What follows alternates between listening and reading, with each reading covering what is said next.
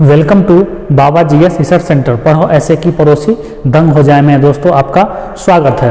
दोस्तों आज क्या है, रेलवे ग्रुप बी की क्लास जो है वो शुरू होने वाली है दोस्तों।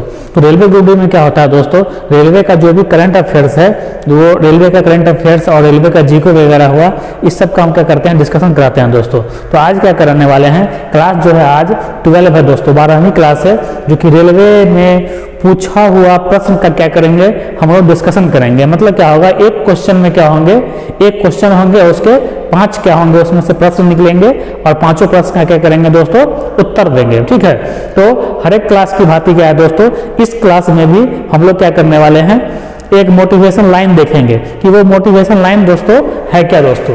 तो दोस्तों क्या है, बाबा जीएस रिसर्च सेंटर, बाबा जीएस रिसर्च सेंटर के बैनर तले क्या है, आपको आज क्लास में क्या है देखते हैं।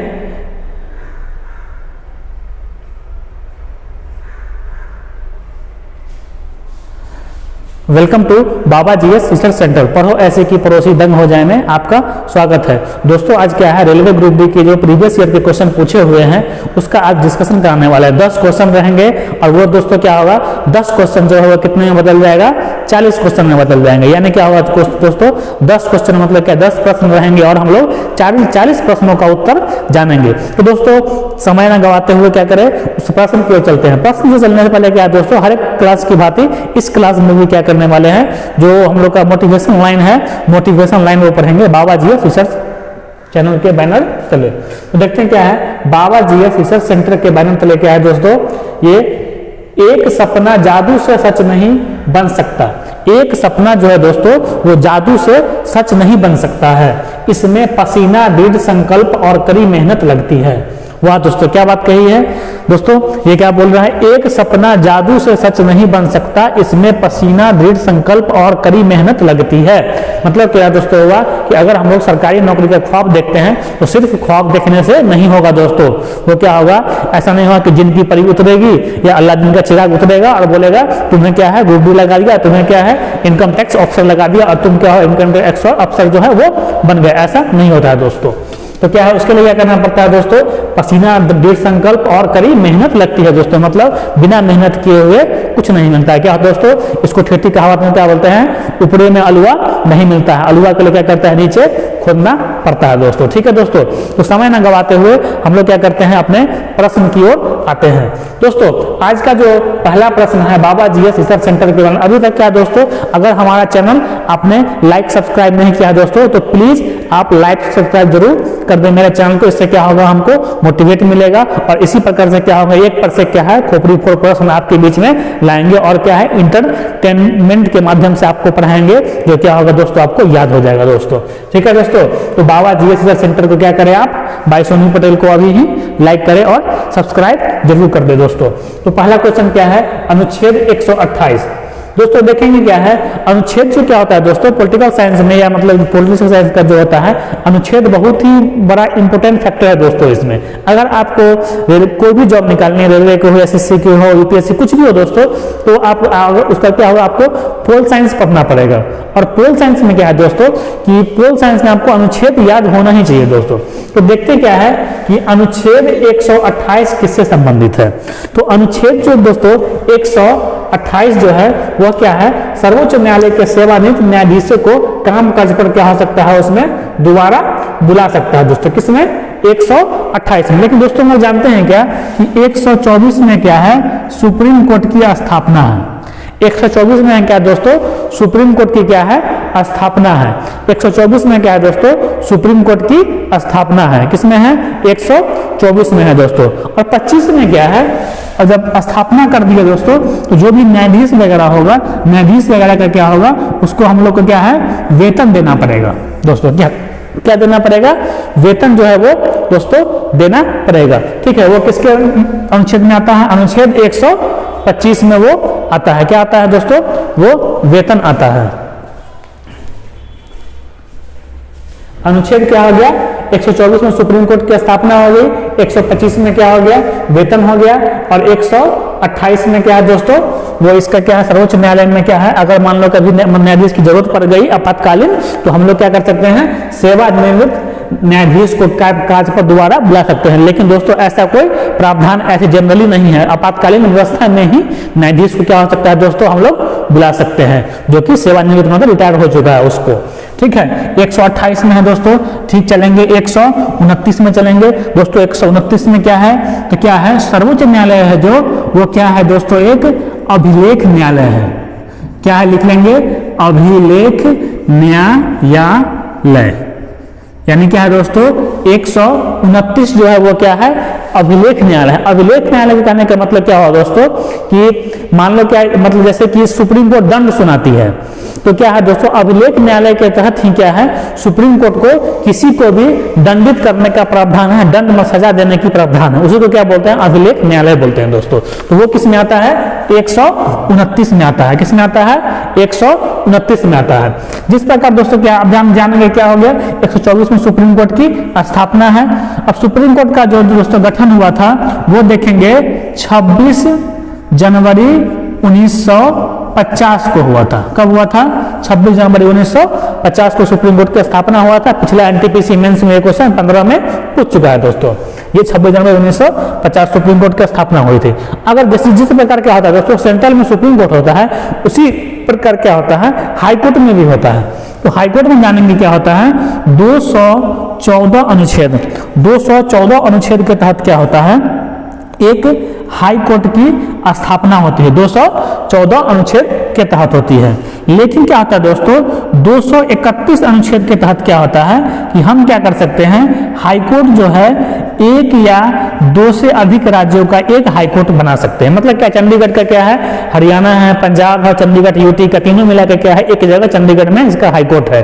वो किस अनुच्छेद के तहत होता है, 231 के तहत होता है। किसके तहत होता है, 231 के तहत होता है। और ये जो होता है दोस्तों किस संविधान संशोधन में कही गई, तो 7वां संविधान संशोधन 1956 में कही गई। 7वां संविधान 1956 में क्या कही गई कि जो मतलब 2 या 2 से अधिक राज्यों का राज्यपाल, 2 या 2 से अधिक हाईकोर्ट एक जगह हो सकता है। किसमें, 7वां अनुच्छेद 1956 में दोस्तों। तो आगे चले आते हैं। अगला प्रश्न क्या कहता है कि किसके कार्यकाल में द्वितीय विश्व युद्ध की शुरू हुई थी। किसके कार्यकाल में द्वितीय विश्व युद्ध की शुरुआत हुई थी। किसके कार्यकाल में द्वितीय विश्व युद्ध की शुरुआत हुई थी। तो आज जानेंगे क्या कि किसके कार्यकाल में द्वितीय विश्व की शुरुआत हुई थी दोस्तों। चेम्बरलिन नाम है। क्या नाम है इनका, चेम्बरलिन है। लेकिन ये तो शुरुआत हो गई। और अंत किसके शासनकाल में हुई दोस्तों, उनका क्या नाम था, विंस्टन चर्चिल। पता ही होगा आपको, अंत वाला पता होगा लेकिन स्टार्टिंग वाला नहीं पता होगा। तो जान लेंगे कब है, चेम्बरलिन उस समय के थे इंग्लैंड के प्रधानमंत्री। और लास्ट वाले क्या है, जब खत्म हुआ तो चर्चिल थे। जान लेंगे कि शुरू कब हुआ था, 1939 में हुआ था दोस्तों। आई थिंक सितंबर में हुआ था, आप लोग चेक कर लेंगे एक बार, ठीक है, सितंबर 1939 में। और खत्म भी दोस्तों आई थिंक क्या है, सितंबर में खत्म हो गई थी, 1945 में खत्म हो गई दोस्तों। ठीक है, 39, 40, 41, 42, 43, 44, 45 कितने साल चला था, 5 और 2 7 साल चला था। जिसमें क्या हो गया था, 6 अगस्त और 9 अगस्त को हिरोशिमा पर और नागासाकी पे क्या हुआ था, फैटमैन और लिटिल बॉय नामक 2 बम, परमाणु बम गिराया गया था। तो क्या था, उस जहाज का क्या नाम था, प्लॉट B9 था। क्या जहाज का नाम क्या था, प्लॉट B9 था। B9 वो जहाज का नाम था। इसका क्या किया था, अमेरिका ने क्या हुआ था, जापान पे बम गिरा दिया था, परमाणु बम, जिससे क्या हो गया था, हिरोशिमा और नागासाकी दोनों जो जगह था प्रांत था वो पूरा बर्बाद हो गया था। उसका जापान ने सरेंडर कर दिया। उसका द्वितीय विश्व युद्ध की घोषणा हो गई थी। अमेरिका ने गलती महसूस कर लिया, क्या किया, परमाणु बम हमने छोड़ दिया था, ये अमेरिका की गलती थी दोस्तों। ठीक है, यही कारण क्या था दोस्तों कि भारत आजाद नहीं हुआ था। अगर मान लो क्या होता उस समय, जापान अगर मजबूत रहता, जापान क्या होता दोस्तों, अगर स्ट्रांग रहता खुद में, अगर उसको परमाणु बम नहीं गिरता, तो जापान किसको मदद करता, सुभाष चंद्र बोस को। क्योंकि सुभाष चंद्र बोस क्या था उस समय, क्या था, उधर जापान से क्या हुआ था, म्यांमार के रास्ते क्या इंडिया में क्रॉस कर रहे थे, मतलब पूरा कब्जा करने के लिए। म्यांमार वगैरह जो इंडिया में था उस समय, 1900 इंडिया से वो अलग हो गया था, 35 में अलग हो गया था म्यांमार। तो म्यांमार के रास्ते क्या हुआ था, वो इंडिया की ओर क्या हुए थे, तो नॉर्थ ईस्ट से वो बढ़ रहे थे दोस्तों। लेकिन क्या हो गया था, जापान में एक बार बम गिरा दो, उसका जापान का क्या होगा, टाटा बाय बाय, फिनिश हो गया। फिर क्या होगा, सुभाष चंद्र बोस को भी क्या हो गया, उसको सुभाष चंद्र बोस कहाँ गया, आज तक वो हिस्ट्री क्या किसी को पता ही नहीं चला दोस्तों, ठीक है। सुभाष चंद्र बोस क्या हो गया, उसके बाद लापता हो गए, मर गए, क्या हुआ उसका आज तो कोई सबूत नहीं है दोस्तों। फिर क्या हो गया था, भारत का स्वतंत्रता जो डिले हो गया, 2 साल और डिले हो गया था, ठीक है दोस्तों, नहीं तो 1942 में स्वतंत्रता मिल जाती। अगला है दोस्तों, अगला क्वेश्चन है, अगला क्वेश्चन की ओर हम लोग चलेंगे। नेक्स्ट क्वेश्चन, प्राथमिक शिक्षा, प्राथमिक शिक्षा है जो दोस्तों, प्राथमिक शिक्षा मातृभाषा में दिया जाना अनिवार्य कर दिया गया। वो क्या है, 350 का कॉम में है, 350 का कॉम में क्या है, प्राथमिक शिक्षा जो होगी वो क्या होगी, अपनी मातृभाषा हिंदी में होगी दोस्तों। हिंदी में क्या होगी, इस प्राथमिक शिक्षा जो मातृभाषा है वो अनिवार्य कर दिया गया, 350 में है। लेकिन दोस्तों हम लोग क्या करेंगे, 349 से जानेंगे। कब से जानेंगे, 349 जानेंगे, फिर क्या करेंगे, 350 का क जानेंगे, 350 जानेंगे, उसके बाद 350 का क जानेंगे, फिर क्या होगा, 350 का ही ख जानेंगे। तो दोस्तों देखते हैं 349 में क्या था कि हिंदी के संबंध में क्या है, विशेष उपबंध है। 350 में क्या है दोस्तों, हिंदी के संबंध में क्या है, इसमें विशेष उपबंध, मतलब क्या है, इसमें संविधान में क्या है, विशेष दर्जा दिया गया है। किसको, 349 में, मतलब विशेष उपबंध मतलब क्या हुआ, कुछ अलग अलग इसके रूल्स हैं, किसके, हिंदी के। तो सिंपल क्या है दोस्तों, अगला क्या है, 350 है। 350 में क्या दोस्तों, जब हम कोई आवेदन करते हैं, क्या करते हैं दोस्तों, आवेदन करते हैं, लिख लेंगे दोस्तों। 350 में क्या है कि आवेदन की जो भाषा है दोस्तों वो क्या होनी चाहिए, हिंदी होनी चाहिए। आवेदन की जो भाषा है वह क्या होनी चाहिए, हिंदी होनी चाहिए। अगर आपसे पूछे 350 का क है, 350 का क है क्या दोस्तों, ये वाला प्राथमिक शिक्षा जो है वो मातृभाषा में दिया जाना चाहिए। लेकिन अगर आपसे पूछे दोस्तों 350 का ख क्या है, जानेंगे 350 का ख क्या है दोस्तों, अल्पसंख्यक। क्या होता है, अल्पसंख्यक, जिसको क्या बोलते हैं, माइनॉरिटी बोलते हैं।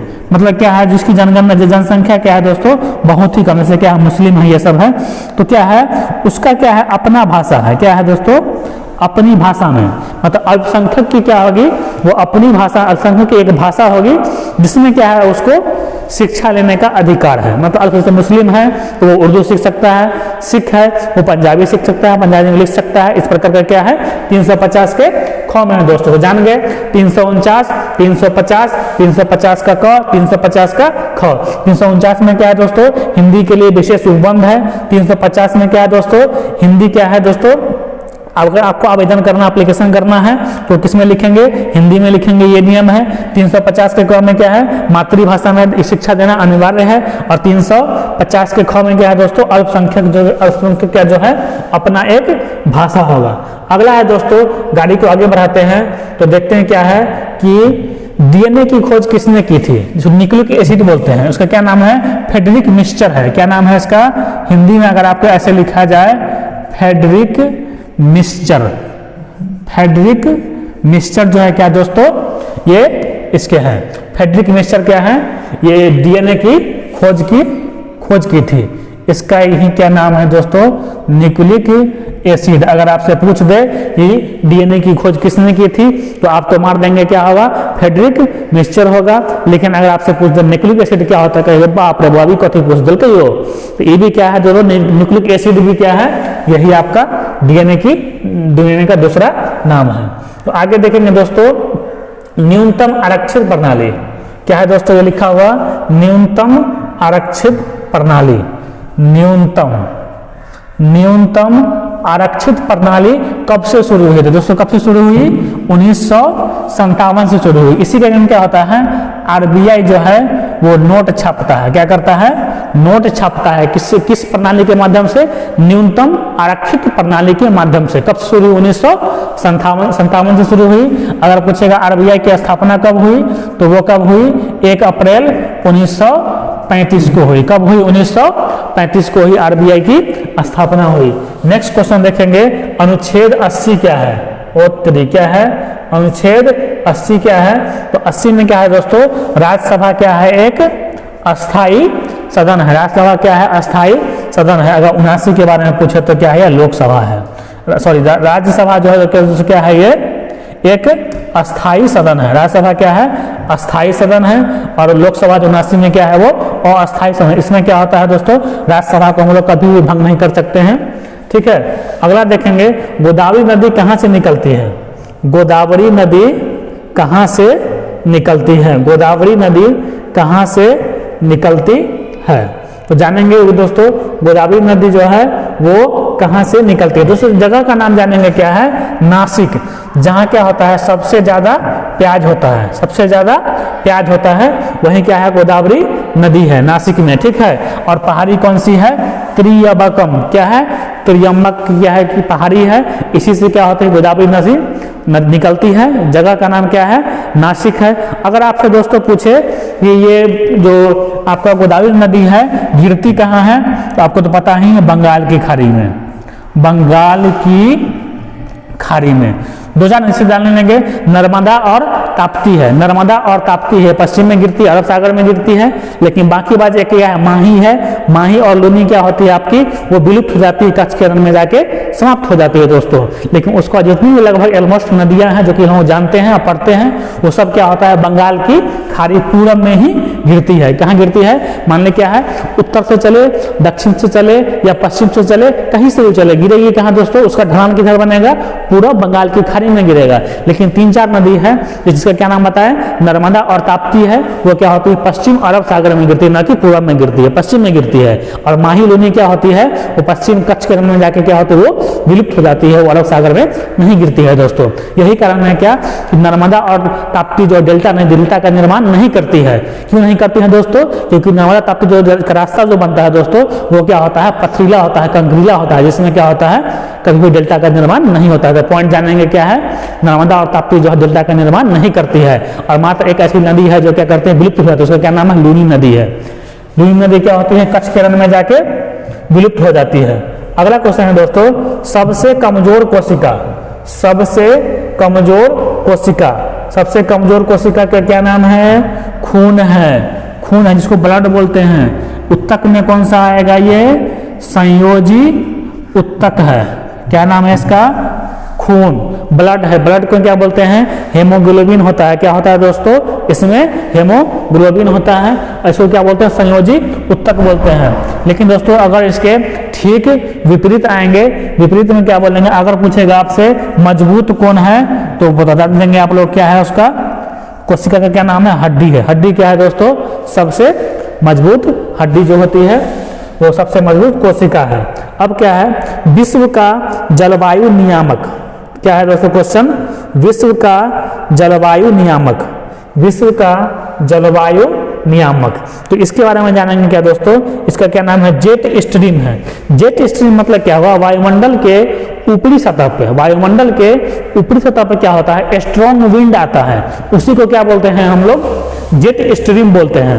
तो जेट स्ट्रीम ही क्या होता है दोस्तों, ये जलवायु का मेन क्या होता है, उसका नियामक होता है, कंट्रोलर होता है, एक सेंटर पॉइंट होता है, इसको क्या बोलते हैं हम लोग, जेट स्ट्रीम बोलते हैं। दोस्तों ये था क्या आज का 10 क्वेश्चन था जो कि रेलवे प्रीवियस ग्रुप डी में पूछा जा चुका है दोस्तों, एनवीएस में भी पूछे जाने की इसकी संभावना है दोस्तों।